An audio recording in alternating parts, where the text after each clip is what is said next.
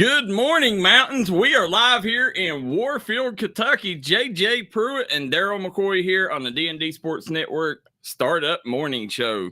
Good morning, JJ, on this cloudy day before July 3rd day. And I'm having mixed emotions because I'm not exactly sure what the weather's going to look like because it's cloudy right now. Are we going to have a nasty thunderstorm? Is it going to be extremely hot? Are we finally going to have a good day? What do you think it's going to look like? Well, I am hoping. I'm kind of mixed. Tomorrow is 4th of July. So, I wouldn't care if it rained. That way, when people's letting fireworks off, we don't got forest fires, stuff like that. Right. So, I wouldn't care if it rained a little bit today.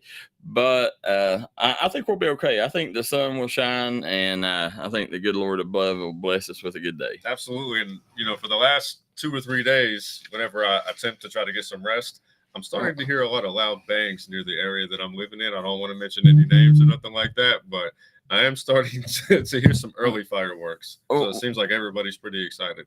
Well, I'll tell you something that I'm kind of upset about. If you grew up in the Belfry area, there was one thing that you started your morning with, and that was a Hardee's breakfast. Or tutors. Yeah, no. Well, I did go to tutors because there was a tutors in the marathon at the mouth of my holler when I was in school. But 90% of the people goes to Hardee's, and that's kind of the get together for all the old men, And I think over the past probably 10 years, their breakfast is probably the only thing that's kept that store open, because if you go there in the evenings, I can just about guarantee you will never pull in that parking lot and there'll be more than 5 cars in it. And it's not because the food is bad. I mean, every time I've ever went there, everything that I've ever ordered off the menu has been really good. So what is your theory on why? Well, and here it is for the people that don't know, and I don't know if you guys could hear us over this overlay or not, but this is the Hardee's that we're talking about at the foot of the south side of Mall Hill. Hardee's is notorious, like I said, for their breakfast, and I miss it because that's what, ever since I was a kid, that's one of my dreams, is to go there as an old man, sit there with my buddies and talk sports, talk politics, religion. That was always one of my dreams, and now I don't get to do it. That's unfortunate. Well, I mean, you're a busy man as well, but even if you wasn't busy, I can understand. I mean, that's... I mean, it's just something you always look forward to. You walk in there. You go to Dairy Queen. You go to Dairy Queen, and you'll see my good friend Matt Maynard's dad, Marion. He's always there talking to his buddies. I mean, every town has one of them. Yeah. Has a restaurant where everybody goes. Absolutely. But Hardee's closing. It hit me kind of hard, man. It hit me, like I cannot start my morning with a Hardee's breakfast anymore. So you're saying that they're closing? Yeah, they're closed. Really? I've been telling you it's for 15 minutes, JJ. I mean, I'm just like, I'm blown away. I mean, that's... I've literally said it's telling you 15 minutes. It's like... Yeah, I mean, I got sidetracked because you were talking about the breakfast, and I started reminiscing in my mind. And now I will tell you, I would say the nail in Hardee's coffin was probably Burger King. For you guys that don't know, Burger King opened up directly behind them, like 10 feet behind them.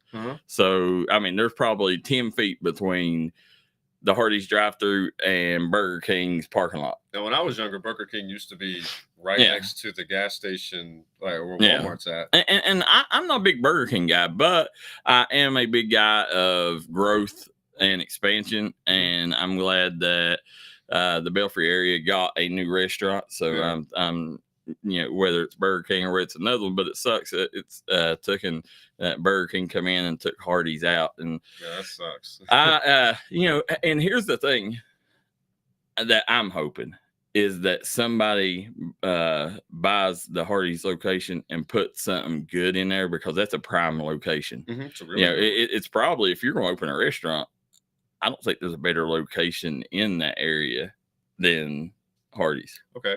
Question. With an exception of Hardee's, because I know that's one of your favorite places. If you could think of any other restaurant that you think would have some success there, where would it be? Obviously, with these days, kids love Chick-fil-A. That would be it. And here's the thing: you got Burger King right behind it. I would say either a Chick-fil-A, I can't remember the name of the the new chicken store they got over there at Pikeville, there beside Speedway. Something to do with chicken, because you got Burger King right there. You got McDonald's up on the hill surrounding you. So then you got Arby's on the other side. So you got a little bit of everything. Chicken, something that's not offered there. And then if not that, maybe put a you got hibachi places up at the mall. It would be I don't know. I'd have to really think about that. And you'd say normally Waffle House, but there's a Tutors right up the street. And the parking lot is not very big. So it's like, what could you realistically put in there that, I mean, personally, I would love to own that and put in a private restaurant, a little sports restaurant. But the only thing about that is it's an incorporated area, so unincorporated area, so you cannot buy alcohol there. Oh, so I've always heard that. I've always, when I was younger, people would say Kentucky's like a a dry state or something? Like, Yeah. What can you tell me about that? Kentucky, and that was in my notes for Pike County. We're going to learn about Pike County later today, so you guys want to stick around for that. But Pike County is what people call a moist county. Now you got dry, wet, and moist. What moist means is you're a dry county with wet cities. So you can buy alcohol in 3 different cities in Pike County: Elkhorn City, Pikeville, and Co Run. Mm-hmm. All right. Belfry's unincorporated, so it's not considered a city. So, and that stopped a lot of things. A lot of people don't know, but when Motel 119 was there, they used to be an Applebee's going to go in there, and Applebee's didn't, where the dollar store is now there at Belfry, right there by Marathon, there was going to be an Applebee's, but they stopped it because they couldn't sell alcohol. So even like the gas stations that we go to, like 7-Elevens, you can walk in there and you're saying that you can't get alcohol there either? No. Like even wow. I've never seen a gas station that didn't sell. I mean, so that's interesting. Yeah. It's no, in Kentucky you can't, but here's the thing, like Belfry, they're missing out. I mean, they're missing out on a load of money. Like, they need to change. The county needs to change that. Mm-hmm. Pike County, that is the dumbest thing I've ever heard of, that Pike County is not a wet county. Because everywhere in the county, every single direction you go, you can buy alcohol on the surrounding border. So in Belfry, you can buy it there. If you live in Johns Creek, you go to Pikeville. If you live over Phelps, you cross over into Virginia. You live, up toward the Co Run. Well, Co Run you can sell it too, but you can go to Floyd County. Like that is, it's just costing the area a lot of money. Like, whether you believe in alcohol or not, I don't care. I don't drink unless I'm on vacation. I might sip on one on the beach or something, but that's the only time that I'll ever drink. So I don't care whether we got it or not. But what I do care is it's costing our area growth. Yeah, it's costing. I mean, that does make sense. I mean, I do wonder like what the DUI statistics are like in them spots, like if that even makes a difference. Well, I mean, at the end of the day, I promise you, there's as much DUIs in Belfry as there is Pikeville. I guarantee you that, no matter how you cut it. So, I mean, that's just my honest opinion. But, I don't know. I just, it really kind of irks me that we're missing that opportunity for growth. And, everybody around us is growing, and alcohol is something that we can never have a sports bar or anything like that. You can never put in, these big event centers. You go to Lexington, you go to the movies, you can get a beer. Yeah. It would help every business. So I don't know, just my thoughts, but let us know what your thoughts are, guys, at home. Stephen Cassador says, hey, Maddie Thompson's sister needs prayer. She was in an ATV accident yesterday. Maddie Thompson, former Martin County forward, plays at Alice Lloyd now, and she undoubtedly her sister, and I will get her sister. I think maybe Brittany might be her name. But I'm pretty sure I got it somewhere here. Isabella Thompson. So her little sister, Isabella Thompson. So definitely make sure you continue praying for that young lady. Guys, hit that like and share button here. As JJ, we've come to the time for our first commercial break. And when we come back, we're going to talk. I'm going to get your opinion on a few things going on around the world of sports and a few things that have really got under my skin. So come right back and join us, guys, here in just a moment, as we're going to take a quick break. You are watching the D&D Sports Network Morning Startup Show with JJ Pruitt and Darryl McCoy. Started right here on this farm. We may have grown over the years, but we've never lost sight of what was important to us.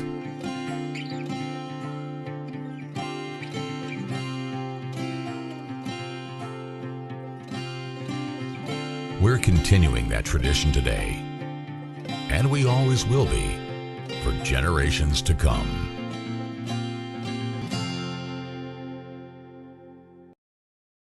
Walters Kia.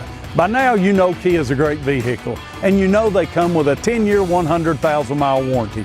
So why should you buy from Bruce Walters Kia? At Bruce Walters Kia, we're going to change your oil for free for life. And what you do with that money you save is up to you.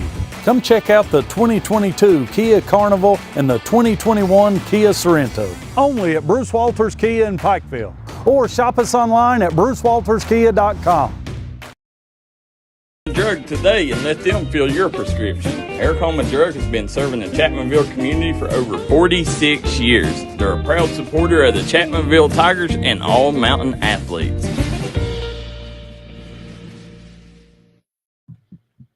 And we are back here on the D&D Sports Network Startup Morning Show with JJ Pruitt and Darryl McCoy here on this cloudy morning here in Warfield. And guys, this segment is sponsored by Jim Mars Services. If you're looking for a job in the coal fields, looking for a job with good wages where you can support your family, go to Jim Mars Services today. They will put you in the job you're looking for. Also, if you own a mines and you're looking for equipment, lubricants, and more, they got you covered at Jim Mars Services, located in Logan, and they do have offices in northern West Virginia. So, JJ, as I was just reading, coming across the timeline, looks like Caitlin Clark and Angel Reese will be teammates. They was both selected to the All-Star game. Oh, that's going to be interesting. Yeah, very interesting. So, I don't know that it's going to be interesting to see how them two interact. You're going to have one person that's really, really humble, and then you're going to have another person who continues to try to make it a point to say, this person isn't the only one that's contributing to the game. Like, yeah, so that'll be. It'll be very interesting to see. And another thing that I seen that piqued my interest in professional sports is the Lakers. They introduced Bronny yesterday. Okay. And one of the reporters said, you got to be happy, that, all the stuff y'all was able to give Bronny. Mm-hmm. And JJ Reddick corrected him. So we didn't give Bronny anything. He earned it.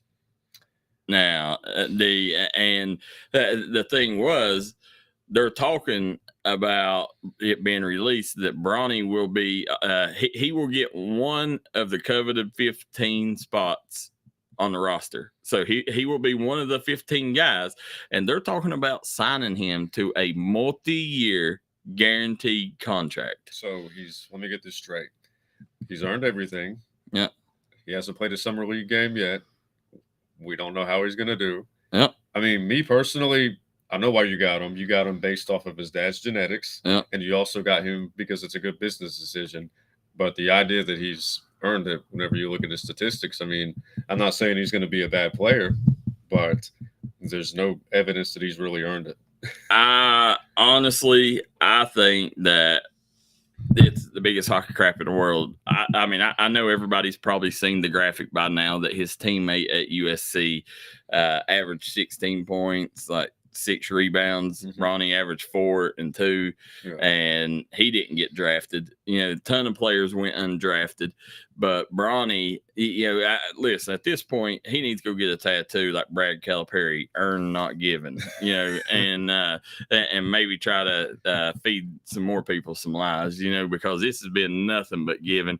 And what sucks is, listen, I'm glad that his dad has took and tried to restructure his contract, because that does take a little heat. Okay. If you're going to hold a franchise hostage, at least help them out, Absolutely. So that's the thing that, I'm glad about, but listen, don't feed us that he earned anything. He's not earned anything yet.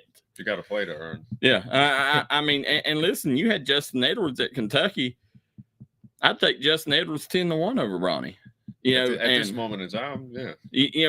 When I don't know, and that's the thing. maybe Bronny puts in the work. I'm rooting for the kid. I'm not a LeBron fan, but I like Bronny. So I'm rooting. I hope it works out for him, but it's just tough. When you see so many players look for that opportunity and then him giving that one. So somebody in the comments section mentioned yesterday, right before the show ended, that there's a preseason game. The preseason game. I think it's July 4th. I think it's what it said. Friday or 4th and 5th. Maybe somebody in the comment section can let us know when the first preseason game is. Yeah, I think they said July 4th. So as we're closing in on Independence Day here, JJ, let me ask you, what's your plans for 4th of July? Well, really, it's going to depend on whether or not I'm going to be working. We're probably going to take tomorrow off. Okay. So, and we'll be back on Friday. Well, I'm going to spend time with the family, spend time with my girlfriend and maybe try to light off a few fireworks. And I think that's pretty much going to be my plans for now. I don't know exactly what we're going to do yet. What's your favorite firework? Firecrackers. As a kid, I don't recommend this, but my friends and I would actually take them apart and light them and throw them at each other before they would fully blow up. And that was just our way of engaging with each other. But yeah, I wouldn't recommend that. I was always a bottle rocket fan. You got to have the ones that whistle and pop. So either bottle rockets or Roman candles are mine. Put them in the bottle and then aim them aim them at your friends. We did that too. Those are the two, because bottle rockets, Roman candles, is probably my favorite, to be able to hold them and just, go up and blow up. But bottle rockets, I guess, was more as a kid what my favorite was, because bottle rockets was more affordable.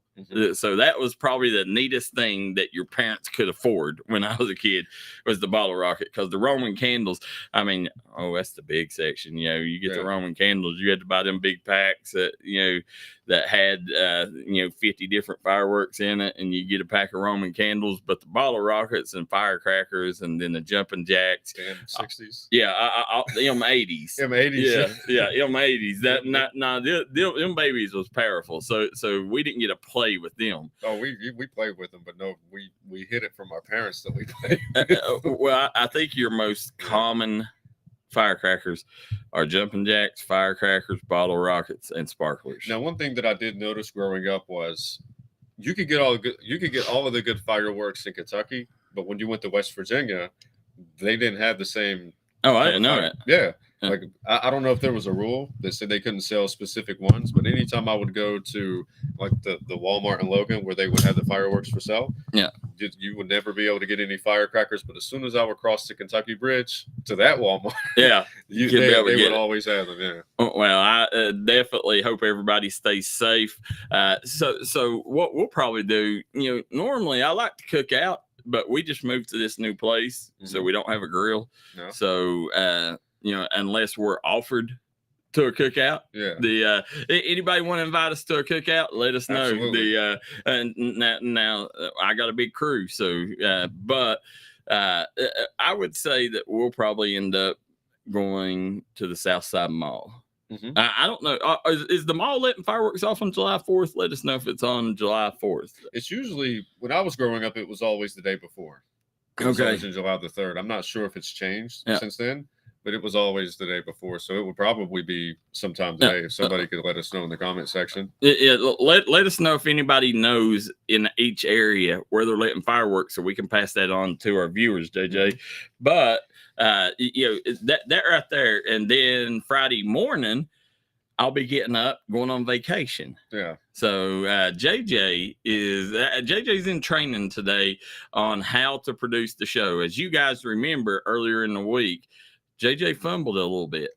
So JJ he's got to come through clutch, for the D&D Sports team on this one. So he'll be producing the show next week. I'll still be on it, but I'll be on it via vacation. We're going to Tennessee.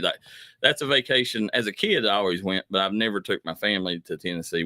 We went, when my son plays basketball, but we've never went down there as a vacation. Like we'll just go down there for a weekend, play basketball, and do that. So I'm kind of looking forward to it. You know, a little different, you know, than the beach. You know, every year we go to the beach. So which part of Tennessee are you going to?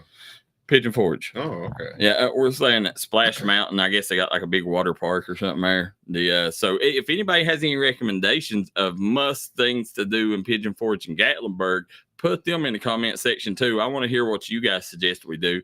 There's a couple things that I've circled in the past when we've went there on a weekend I'd want to do. Yeah. I want to go to the Hatfield McCoy restaurant where you go and you kind of soak in, I guess, the Hatfield McCoy feud. They do it, everything in front of you there. And then the other thing I'd like to do is go to the Comedy Barn. You know, so, and you was talking about 4th of July cookouts. If there was one person, one celebrity that you could invite to a cookout, who would it be? For comedic purposes, if he was still here, I'd probably say Bernie Mac. I think that he would be really entertaining to have at the cookout. It is not a question. Matt Rife. Oh, that's another good one. That's who I would invite. Matt Rife or Richard Pryor.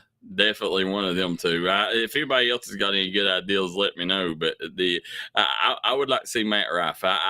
That's one thing I want to do before I, croak, is go see a Matt Rife concert. Absolutely. And maybe Gordon Ramsay as well. Gordon Ramsay, because he's going to make some killer food. I guess that's true, but my Uncle Joe, he kills it too. Oh, so yeah. But nah, I'm kind of stoked. It's Independence Day. I hope everybody gets out. They are having AMW wrestling on July 3rd and July 4th in Co-Run. So go see Kyle Maggard. Ricky Morton from the Rock and Roll Express is going to be there. Oh, wow. Yeah, so they got a big roster there. Make sure you guys go see our friends there at Co-Run. We may go check it out. I would love to. Yeah, Derek Bowling is tuning in.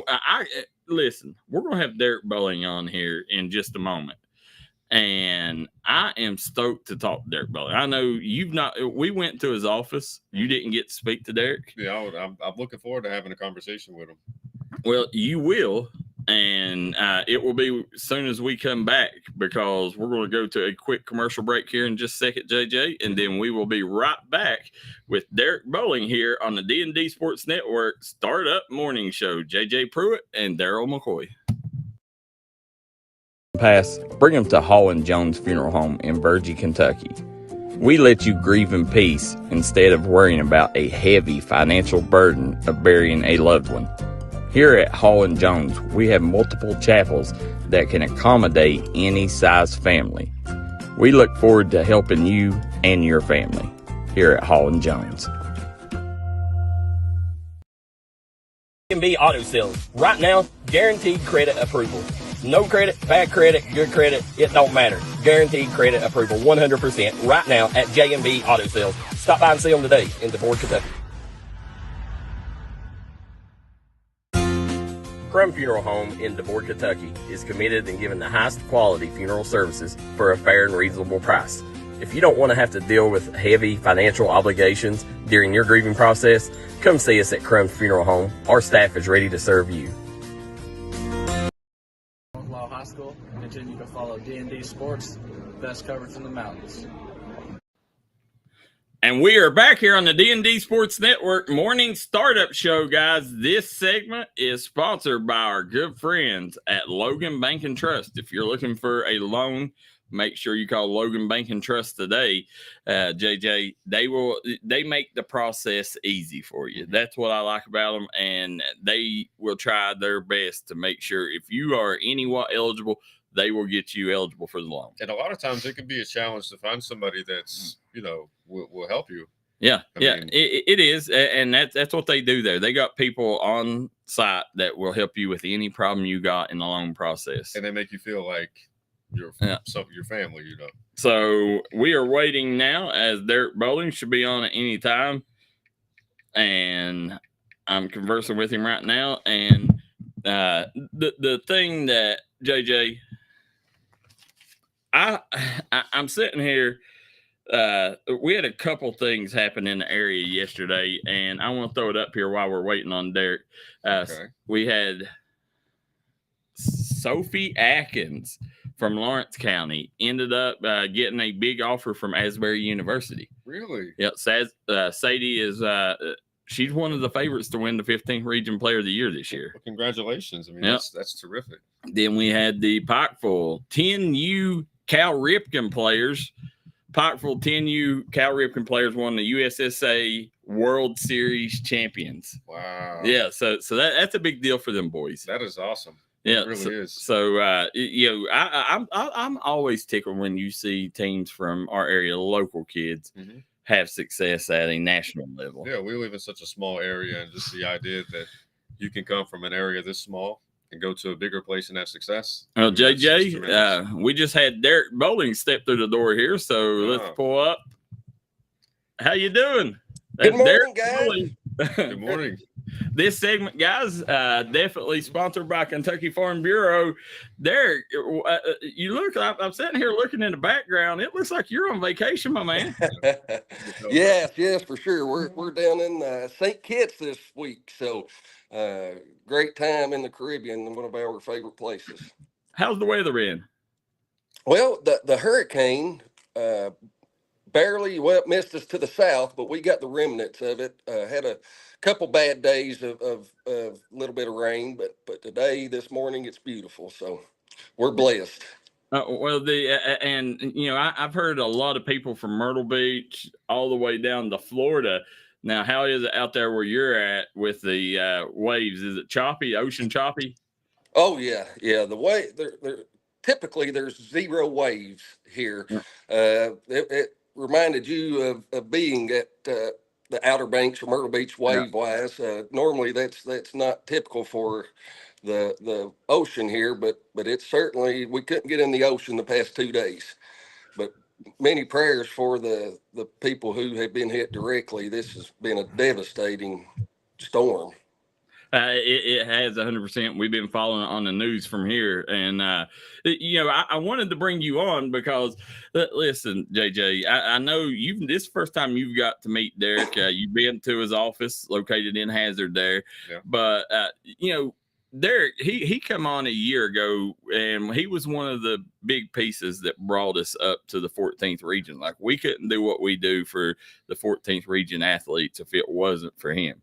Wow. Now, what made me so interested is if you follow, I highly suggest everybody follow you on social media, Derek, because the content you put out, from writing stories down to the videos, I love the pothole video that you put, because you know how many times I've been through that parking lot and wished that somebody would bring attention to them potholes. Oh yeah. I've looked at them for years and years and years.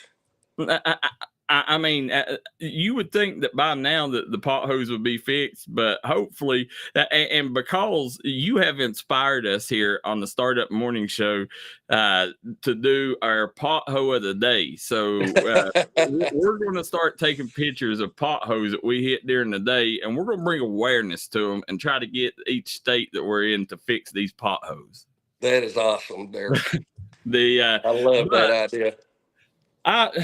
One thing that I want to bring you on is, whenever I seen you, I guess it's probably about 3 months ago, you put a story on, and I'm trying to think what the first one was.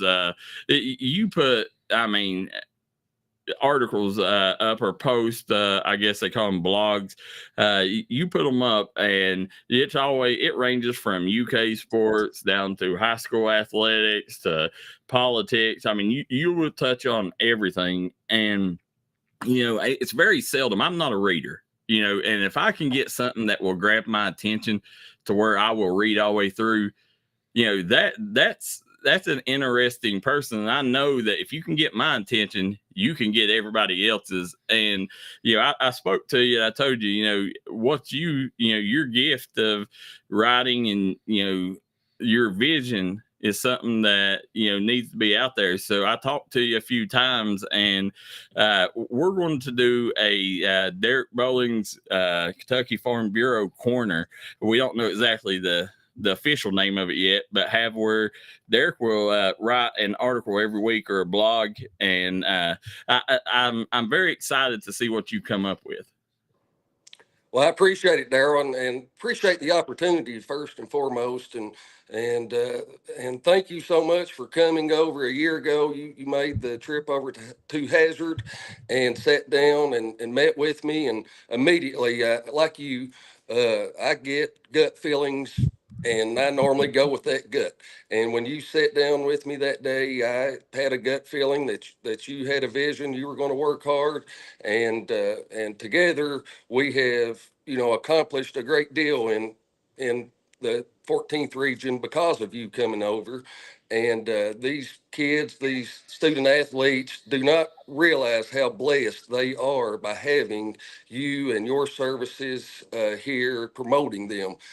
Back when I was in high school, we didn't have anything like this. It was you were lucky to get on, the YMT tournament when it would roll around. That would be our only opportunity to ever get exposure on any type of media outlet. So with you being able to bring games all the way down to 4th, 5th, 6th grade, middle school football, whatever it may be, you guys are out here promoting the region and promoting these student athletes. And so I was an easy sell for you when you came over. You were doing things that I was looking to try to help bring to the region. And it's good to see others hop on board as well after we did. We've got several more sponsors from the area that has stepped up and helping you as well. So congratulations on building such a successful page and network and all that you do. What we done. I mean, when we come up there, we heard people for years say, listen, it's not fair that the 15th region is getting all this coverage and we're right here next door, and had so many people try to draw us up that way. But y'all had y'all got other media outlets that does good jobs in that area.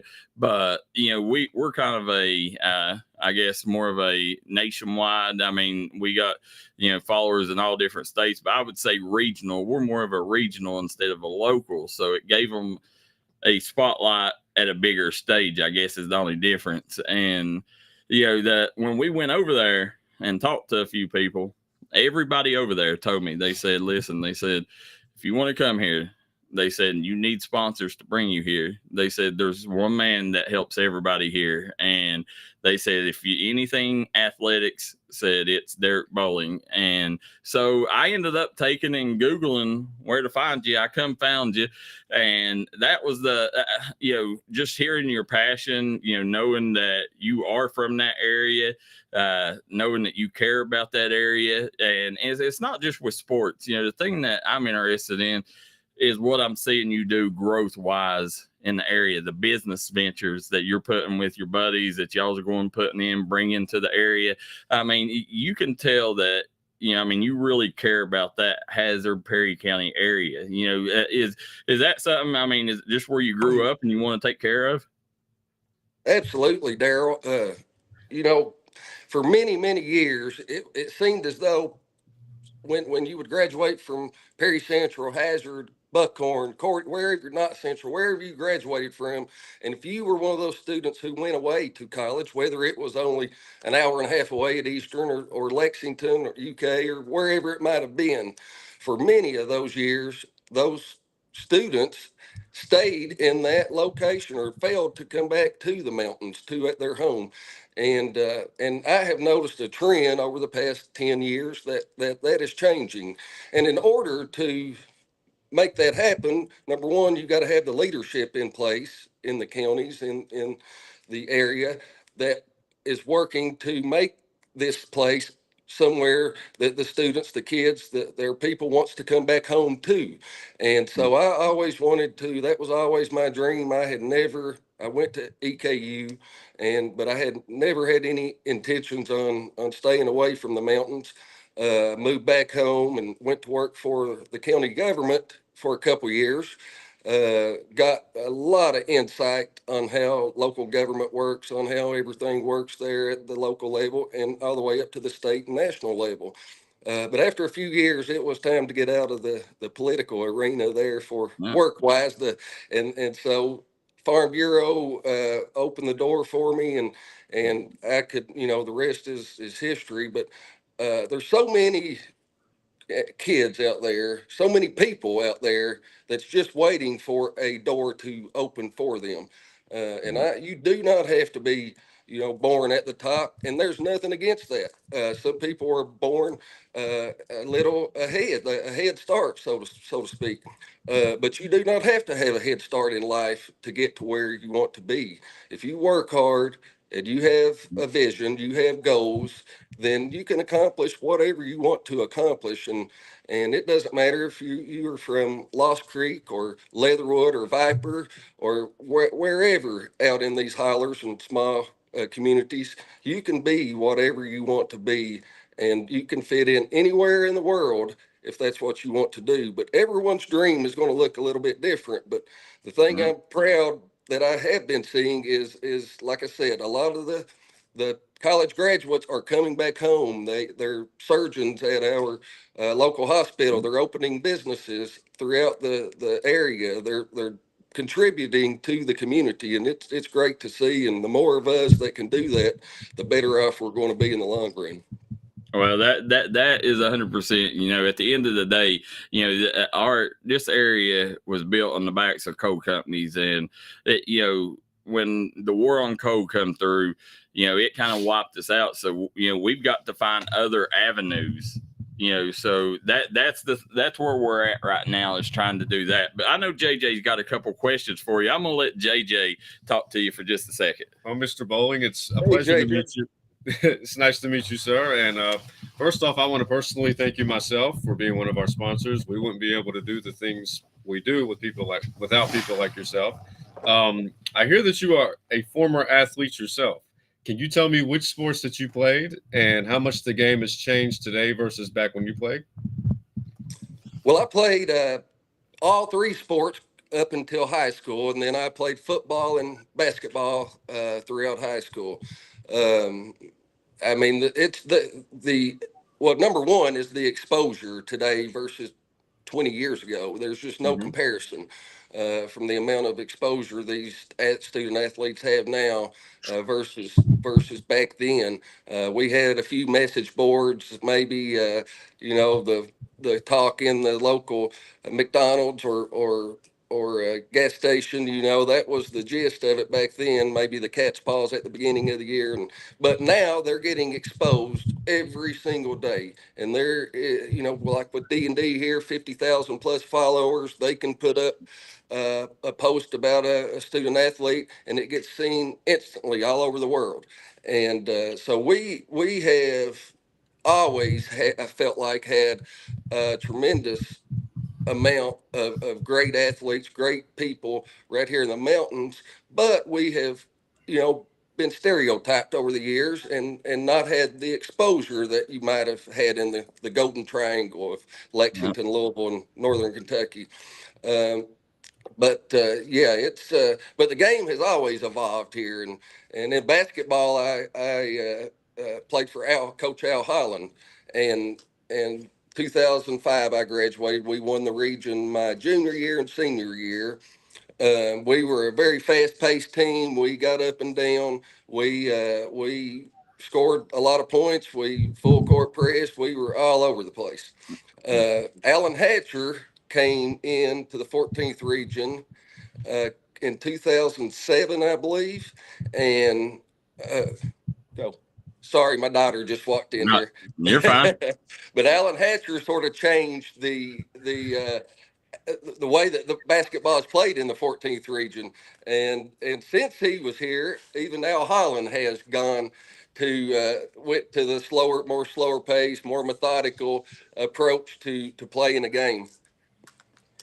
Yeah, and absolutely. And I graduated in 2007, so I can completely relate to everything that you're saying. Whenever, we were in school, you had to pick one game that you wanted to go to, and that was it. And then if you wanted to hear about how the other teams did. You had to read the newspaper the next day. You had to call people. You had to ask questions. Like you're 100% right about the amount of exposure that these kids are getting today. I mean, it's unreal. And I don't think they truly, a lot of them realize the opportunity that they have, but the idea that, there's a network with 50,000 followers that they can be reached by. I mean, it's insane the amount of exposure that the kids are getting today. Yeah, and here's the thing about let's talk about your he's probably tending with his daughter here. No, I'm good. Let's talk about your playing days. I know that Hazard Perry rivalry has always been a heated rivalry, but when I first met you, you were showing me that y'all played a couple district championships that come down to the end during your day, didn't you? Oh yeah. We my freshman and sophomore year, we were probably the top team in the region. I didn't play any minutes those years, but we were 26-1 going into the regional semis my freshman year. We got beat in the regional semis by Whitesburg. Okay. And so we didn't win that year. Let me move in here. I'm sorry, Darryl. Oh, no, you're fine. I understand you're on vacation. Yeah. Oh, no, we're good. I got kids too, believe me. Yeah, I got a daughter with ADHD, so it's really hard for me. Hang on just one second here. Yeah, you're fine. But so we ended up losing in the regional finals my sophomore year. Then moving along to my junior and senior year, we were probably the third best team in the region those years. Hazard, my junior year, had won the All-A Classic. They were loaded. They had a great team across the board. They were big for a 14th regional or mountain team in general. They were very big. They beat some good teams, won the Bryan Station tournament that year, won the All-A. They came in, I think, ranked 4th, 5th, maybe in the state. And for many years, up until 2 years ago, the 54th districts would do the draw. We did not seed up until 2 years ago. So it was a blind draw every single year. So the top, and historically, Perry Central and Hazard has always been, right there near the top, year in and year out. So the top two teams in the region could draw first game of district. And that's exactly what happened my junior and senior year. And we had beat Hazard once. They beat us twice. They beat us in the YMT finals at Knott County. Beat us pretty good twice. But we drew the first game of district, and we played in Hyden over at Leslie County. The gym was the most unreal atmosphere I've ever been a part of, either watching or playing. There's just something about those small gyms that makes it so much better. But anyway, my great friend Daniel Combs, it came down to the wire, and what many say was one of the best games that's been played in a long time in the region. And Daniel hit a last-second floater rainbow to secure the victory by 1 point. They'd hit a shot with 7 seconds to go. Stephen Sizemore put them up 1. Daniel drives the full length of the court, throws up a prayer, and it goes in.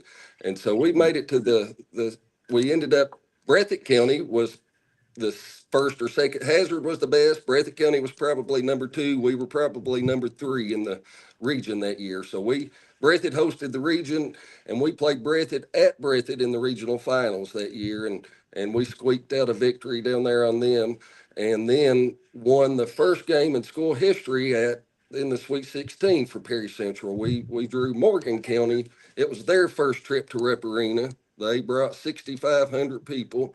It was a big crowd in Rupp for them, but we were able to secure our first victory in the Sweet 16 that year.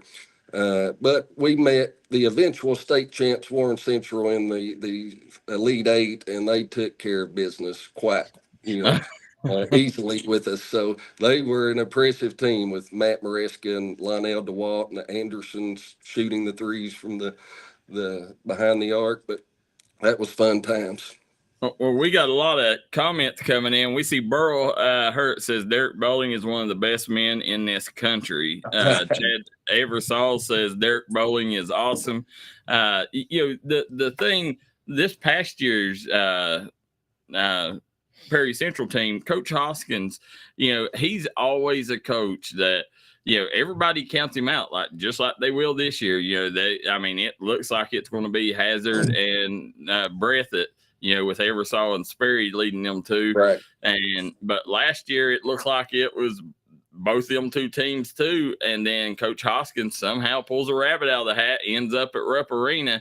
Last year, with that team, and then you got Trayton Woods returning. I know you're a big Perry Central fan. What's Perry Central going to have returning this year? Well, I spoke with Shannon, Coach Hoskins, a week or two ago about the same identical thing you just said.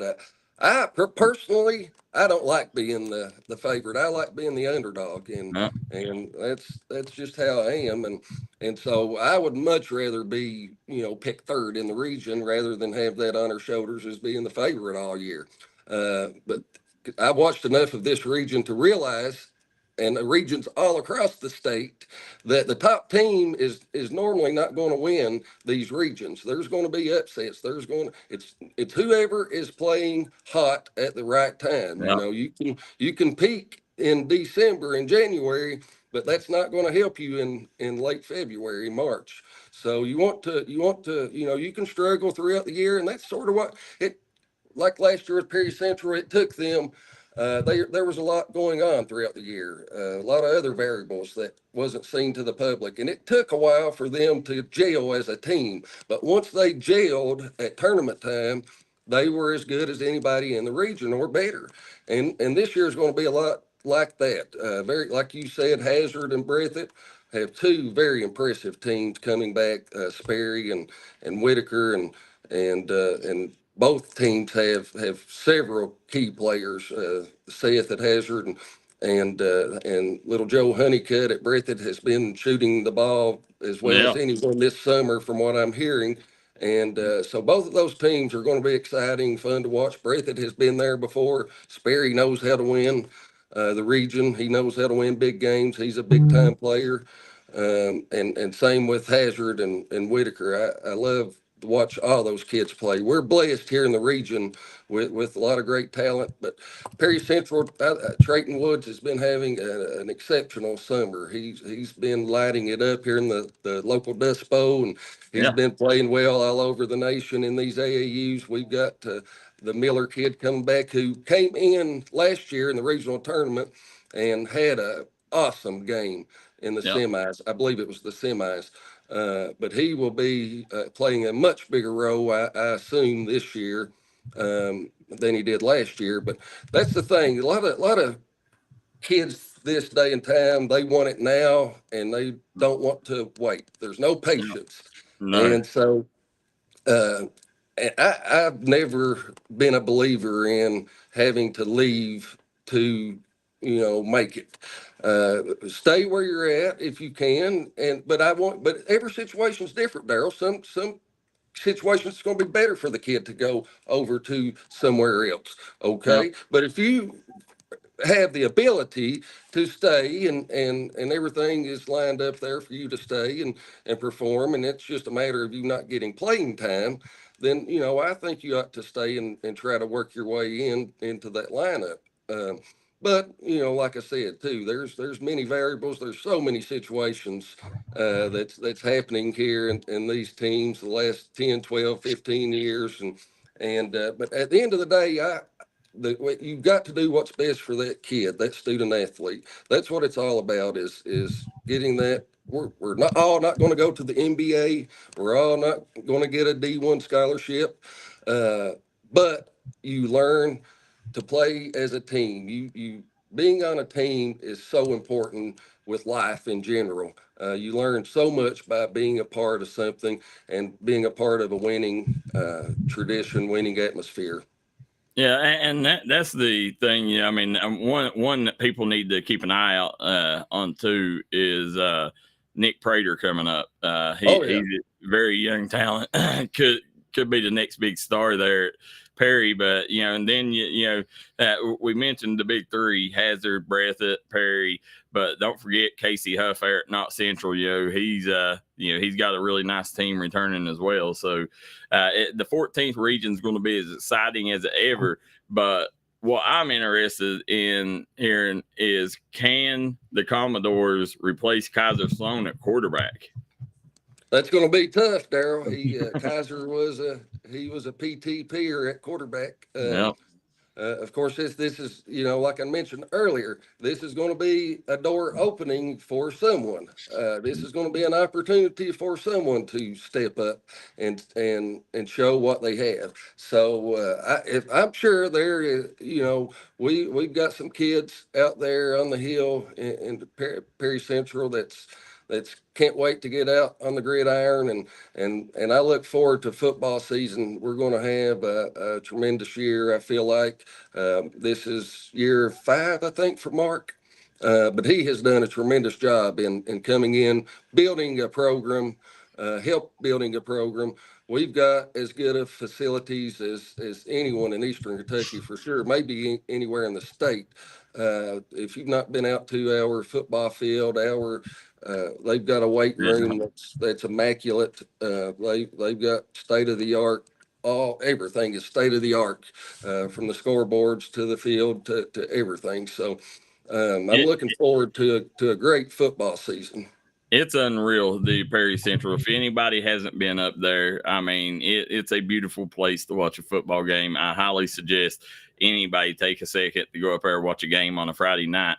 Now, Hazard's going to be good too, returning. They got a nice team. I know last year wasn't what they hoped to be, but I think they're going to be solid this year. Got a couple transfers in, and but I want to get to, listen, you're the man that makes things happen. In that Hazard Perry area. You're the man that makes things happen. And one thing that we've got to make happen is air conditioning in Memorial. Oh, yeah. Every gym needs air conditioning, Darryl. Yeah, listen, Memorial, you go there in the summer, it's 105 degrees in that gym. Oh, yeah. Yeah, we need to get on the mayor and Coach Highland to make that happen. Well, they've got to be some funding there, because now last year it was selected, I guess, as a historical site. So, right. I guarantee there's some funding there. But who knows? Coach Holland might like it. It might be an advantage to them. So, but getting back to the area, and when you take and look at, the Hazard Perry area, and like I said, you're big into growth, trying to expand, trying to bring opportunities to that area. If there was one business or one entity that needs to be brought to the area that, to help the folks there, whether it's entertainment, a need for business, what would you like to see the next thing come to the Hazard Perry area? We certainly need some entertainment for all families. Used to be, we had Fugate's entertainment area here. It was awesome. You had a very nice water park, the movie theater, skating rink, bowling alley. It was all just in one little pod, real close to town here, very conveniently located. And I've been saying it for years now. We are thirsting and starving for just that. I mean, a movie theater. We need, could utilize a movie theater as much as anyone in the world right here in Hazard. And people are driving to Pikeville, they're driving to London to get those entertainments, to go to the trampoline park in London, or the movie theater in Pikeville or London. And so we can have those things right here in Hazard, but it takes people in the community. We can't rely on the government to do everything for us. We have to do it ourselves. We have to have people in the community with a vision and willing to take a risk to start these businesses. So that's what we have. I've got a new partnership company formed with two other guys, Dr. Heath Bashir and Mitchell Miller, a very unique group of us. Yeah. I'm in the insurance business. My one partner, Dr. Bashir, he's a local surgeon here at ARH, and Mitchell Miller, he's quite a bit older than us. He wouldn't tell you that, but he's a dirt man. He's got a construction company. So we're a very unique group, but we all share the same dream of making Hazard and Perry County as good as it possibly can be. And so we're going to be doing a lot. We're going to be showcasing this great area, and hopefully we're going to have, I mean, we're not going to be able to do the movie theater and all that. We've got other plans though to try to bring some entertainment here to the area. Well, whether it's listen, putt, go karts, it don't matter anything. Like, I don't know if you've ever been there, but in Boyd County they got Camp Landing, one of the neatest things they got like Smoking Jay's restaurant. They got the movie theater there, Malibu Jacks. I mean, you can people don't realize, like, it's just like going to the boardwalk at the beach. You can get anything you want, right? Bull riding. They got everything right there in Camp Landing. And that's something that the Hazard area, y'all have the population, and it's a shorter drive for a lot of people, in the Pike, Floyd County area. So, I mean, I think the demand is there, and I really look forward to seeing what you do in the future there. But JJ, I know JJ, I always allow him to ask some last questions. So JJ, you got anything else for him? I've got one last question for you. So I hear that you're not the only person in your family that is a good athlete. I hear that you may have a daughter that is really good in gymnastics. Can you tell me a little bit about that? I certainly do. I actually have two. I've got a 9-year-old and a 4-year-old. My 9-year-old, she's been going to Dance Etc. in Prestonsburg for the past, I guess, 6 years, 5 years, 6 years. And she's on the Dance Elite there with Miss Jody and her great organization she has had going over there for now, I guess 35 years. But they travel all over the country. They go to Orlando, to Cincinnati, Columbus, and Lexington, Louisville, Nashville. We're somewhere every couple months. We're somewhere dancing. And then on top of that, we've got the cheerleading. And so we'll go to Orlando 1 week for cheerleading, and then 2 weeks later we're there for dance. So it's never ending. But she loves it. She is one of the most dedicated children that I have ever seen. If she didn't make one of the teams, and she wasn't really old enough to be on this team, and this was a few months ago, but she didn't make it this year on that particular team. And after that, she has dedicated herself for the past 3, 4, 5 months here, and she has improved so much just in a short period of time. And but she's very goal oriented, and if she sees something, she goes and gets it. Now, my 4-year-old is going to be the ticking time bomb. She is going to be I'm hoping she's going to be my basketball and softball, volleyball player. But it's untelling what she's going to do. You just got to stay on your toes at all time. If anyone knows Riley Page, my 4-year-old, they know exactly what I'm talking about. Absolutely. And the thing about cheerleading is a lot of people don't realize how much hard work goes into that. See, I have a sister who she cheered for 11, 12, 13 years, and I lost count of how many cheerleading practices I had to go to. I lost count of how many all-star practices I had to go to. She had the privilege of going to Orlando, Florida. She had the privilege of going to Disney World, Texas, SeaWorld at the time. And so I completely get, what you got to go through, because I had to go to all those practices whenever I was younger. But we're actually this year we're going through a big change, and my girls had been going to Heineman Elementary, my oldest, and my wife had been teaching in Knott County schools for 15 years. Her aunt was Kim King, the former late superintendent in Knott County. Mm-hmm. And my wife taught there. Kim hired my wife out of college, and she's been a Knott County girl through and through, still loves Knott County and always will. But I am extremely excited to be able to have my kids literally almost rock throw away at West Perry from my office. And so West Perry is known all across the state for their cheerleading, and they've got great coaches there across the board. Wayne and Shane were actually our wedding planners many years ago, and so now they're my daughter's cheerleading coach, and they're just tremendous with the kids. The girls love all of them. They've had a tremendous amount of people reaching out this summer and inviting us, welcoming my wife and the girls to West Perry, to Perry County Schools, and so we're very, very excited about what we're going to be able to do this year, and the amount of kids that we are going to be able to help through different avenues, and we're just very excited about this change. Well, we see a couple last comments. Judy Bowling Campbell says Derek is one fine man. Said Judy Bowling Campbell says both girls are awesome and have their own personality.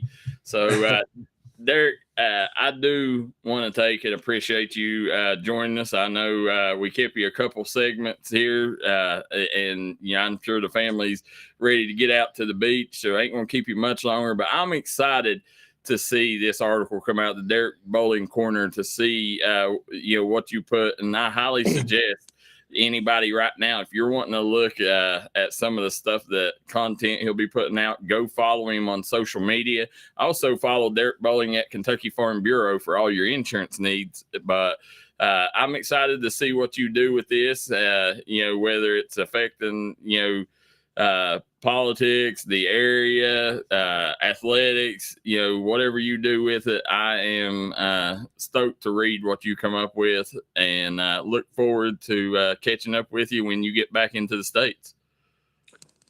Thank you so much, Darryl. And again, appreciate all that you have done and continue to do, and really appreciate this opportunity. This is another door opening, so to speak.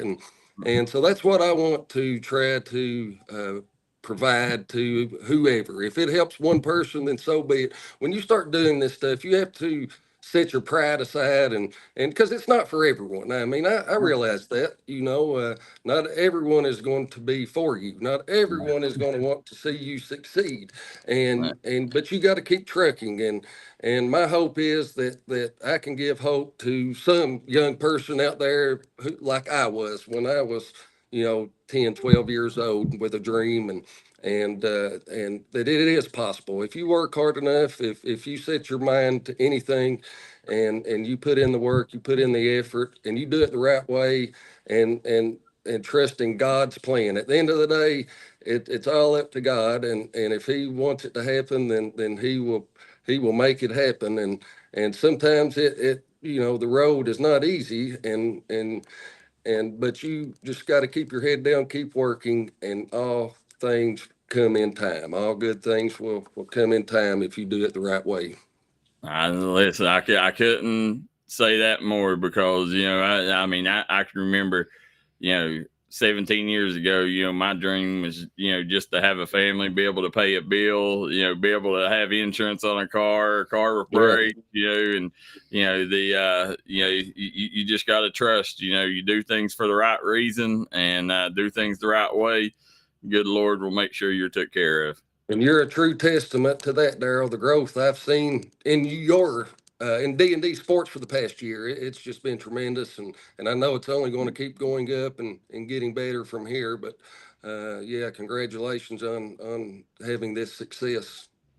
It's stoked. The opportunities this took me stuff dreamed as a kid, whether it's covering camps with Oscar the Sheboy, the Marshall games, the U-Pike, whatever. It's but again, nothing's possible without folks like you. You're the secret behind the success. So I appreciate you doing that. And Derek, we hope that you stay safe down there, and we hope that you guys enjoy the rest of your vacation. And as soon as you get back to the States, I'll come up to Hazard and catch up with you. We really appreciate it. All right, thanks for having me on.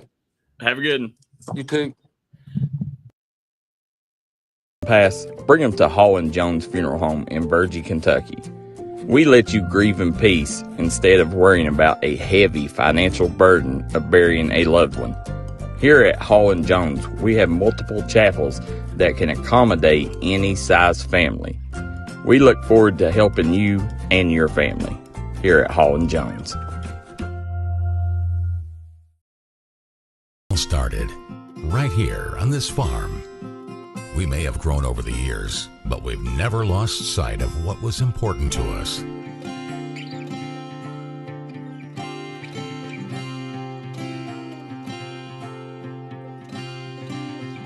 We're continuing that tradition today, and we always will be for generations to come.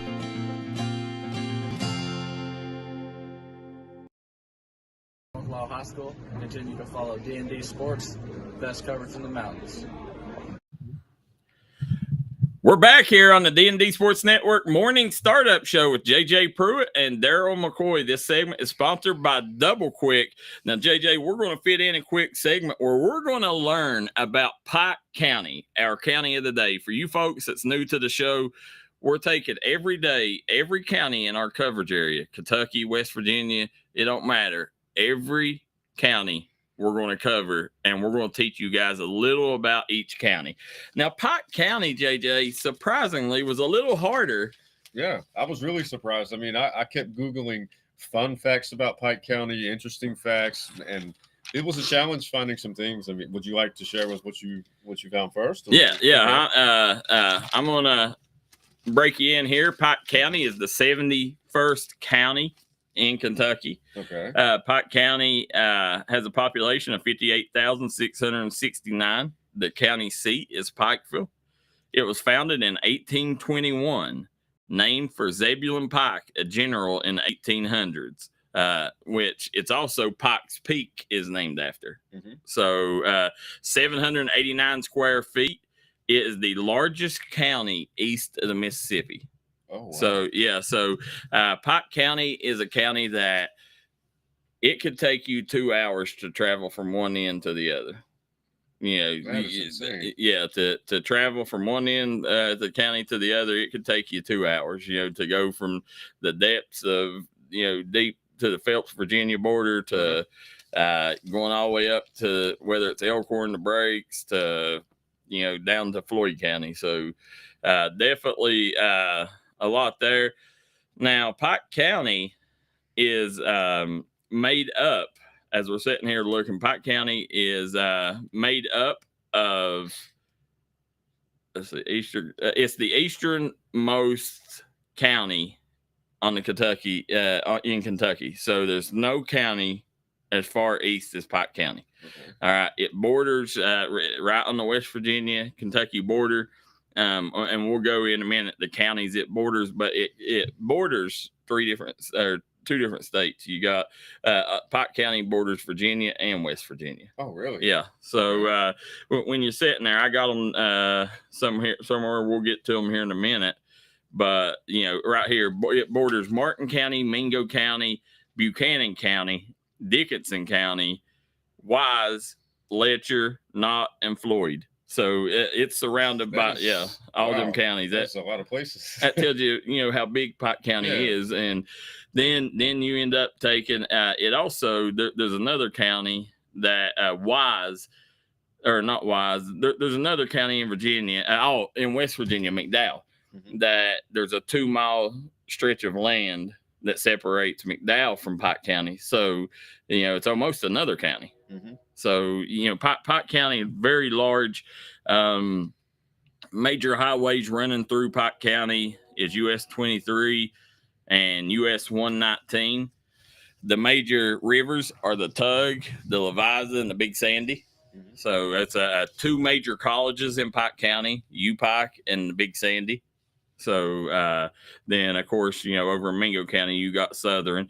Hospitals are the PMC, Pikeville Medical Center, and ARH in South Winton. Now, isn't the Pikeville Medical Center one of the best hospitals in It is. It's voted. Is it the country or is it the state? Or? Yeah, I think it's cancer. It's one of the biggest cancer centers. In the nation. So that's huge. Pike County was born on December 19th, 1821, cut from Floyd County. Oh, wow. Yeah, so Pike County, just like Mingo County was cut from Logan, Pike County was cut out of Floyd County. Okay. So then as we go down here, it's the major highways is US 23 and US 119. Let's see. Pikeville's cut-through project. I was telling you about, which created basically the city of Pikeville. So the cut-through project, there used to be a river run through there, and it don't run through there. They relocated the river and built the cut-through. Right. So it was the second largest earth-moving project in the Western Hemisphere behind the Panama Canal. Wow. Yep. That's... So, and guys, while we're talking about this, make sure y'all take and anything that y'all got to say about Pike County, whether it's famous people, restaurants you miss, anything like that, leave it in the comment section so we can pass that along when we get done here. Now, Pike County in 1980, the population reached the highest, 81,000 people. Now it's down to 53,000. Wow. So it almost by 50%. Well, not exactly. I mean, almost like it's probably close to 35, 40%. Yeah, almost like half. And then median income for males is 32,000, females 19,000. Pikeville's the Pikeville, South Williamson, and Forest Hills are the wealthiest zip codes in Pike County. So you go by zip code, Pikeville, South Williamson, Forest Hills are the wealthiest. So it's one of the nation's leading coal and natural gas sources, second most coal producing county in Kentucky next to Union County. That's wow. So that explains to you, JJ, exactly why the war on coal hit Pike County harder than it's hit anybody. Yeah. Because it was the second largest coal producing. So I mean that makes more sense now that So presented those facts. It consists of 5 high schools, 6 high schools counting Pikeville. Can you name them? Belfry, Pike Central, East Ridge, Pikeville, Paintsville. No, Jesus. Floyd County.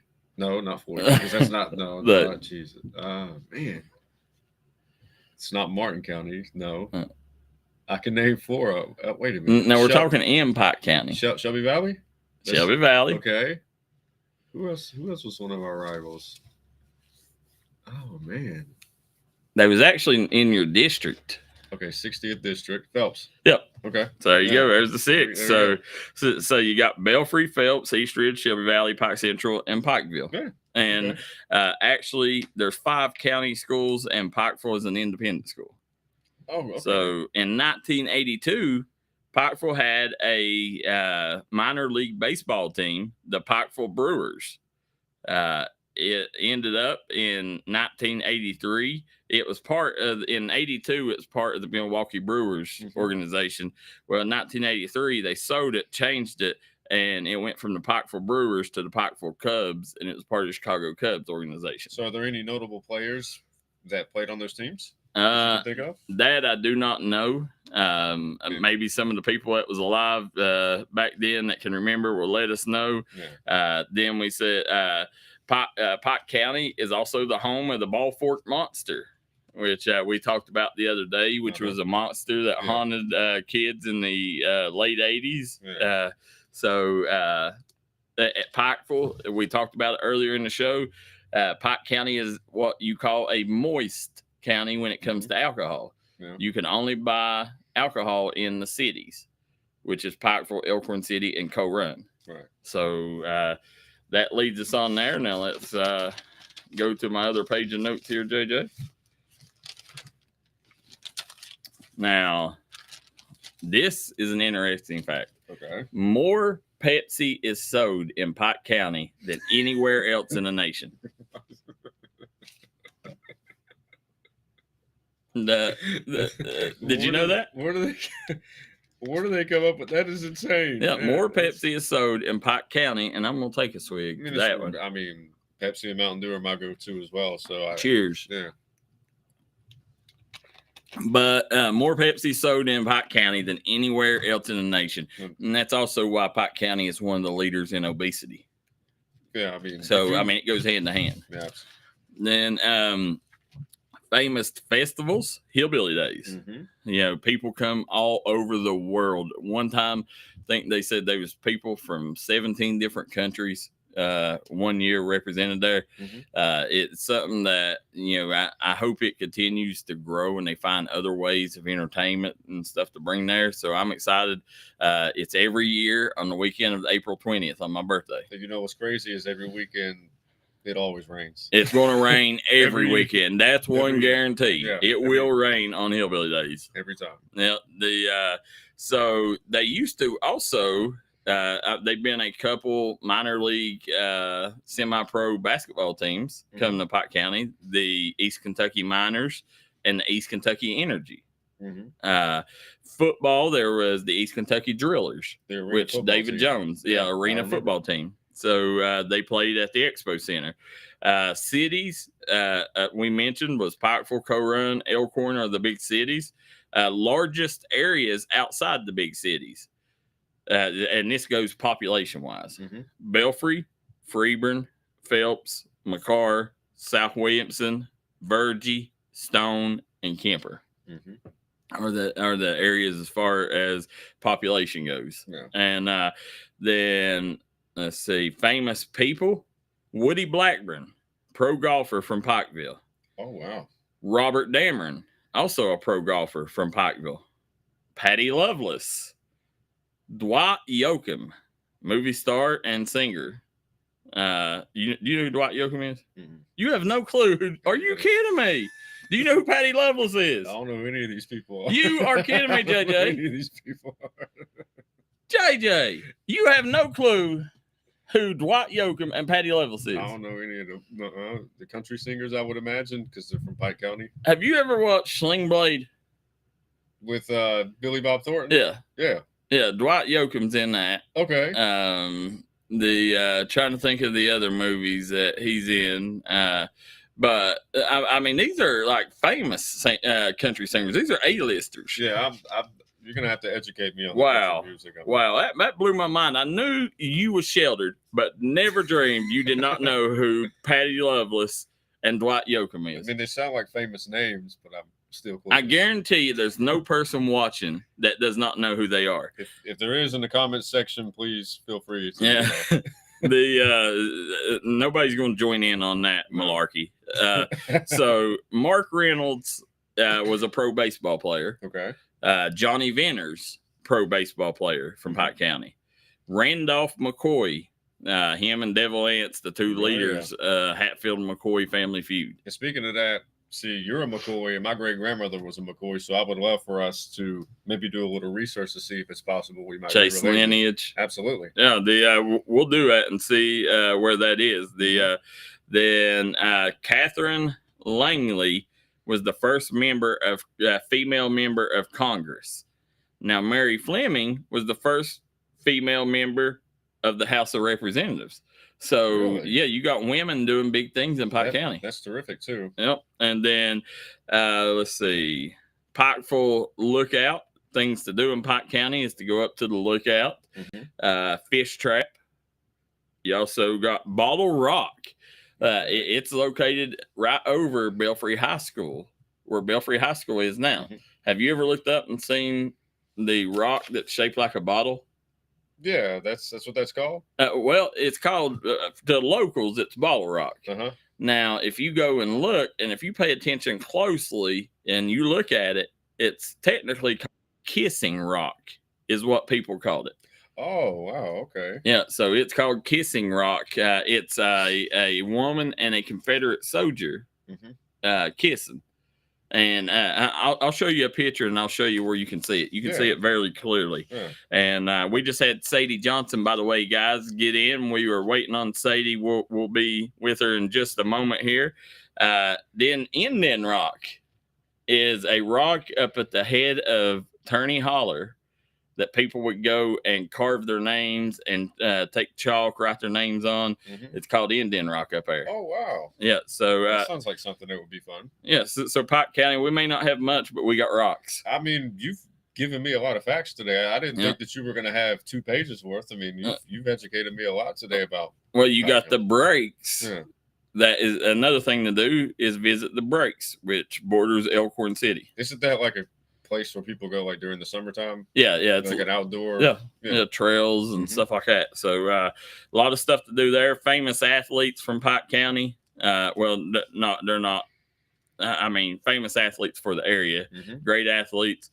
David Jones, Mark Reynolds, Johnny Venner, Elijah Justice, Mr. Basketball, Irvin Stepp, Todd May, Hef Conley, J.J. Hilton, Cole Bentley, Austin Dawson, Jody Thompson, just to name a few. Yeah. Restaurants we recommend in Pike County. Sal's Steakhouse, located at the Old Windmill Restaurant by the Daniel Boone Hotel. Okay. All right. Hornets Restaurant in Phelps. Absolutely. Got to visit Hornets. Hornets is a great place. All right. Thoroughbred Steakhouse, located at the Southside Mall Hill. Happy Days, located right outside Pikeville, between Pikeville and Shelby Valley. And then also Cherico's, located Italian restaurant located in Pikeville. So that wraps up our coverage of Pike County. Guys, we're going to take a quick commercial break. When we come back, we'll be right back with Shelby Valley forward Sadie Johnson. Come right back and join us here on the D&D Sports Network. Drug today and let them fill your prescription. Eric Holman Drug has been serving the Chapmanville community for over 46 years. They're a proud supporter of the Chapmanville Tigers and all mountain athletes. Pass, bring them to Hall and Jones Funeral Home in Virgie, Kentucky.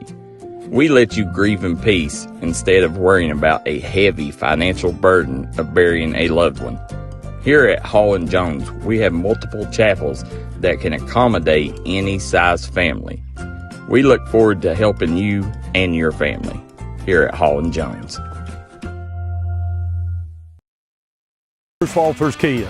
By now, you know Kia is a great vehicle, and you know they come with a 10-year, 100,000-mile warranty. So why should you buy from Bruce Walters Kia?